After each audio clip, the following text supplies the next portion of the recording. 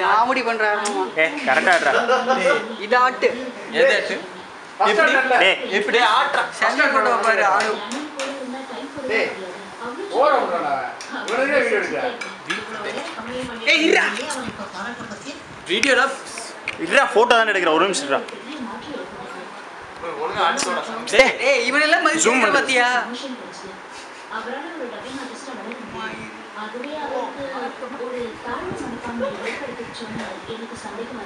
எங்கடா ஆடுது?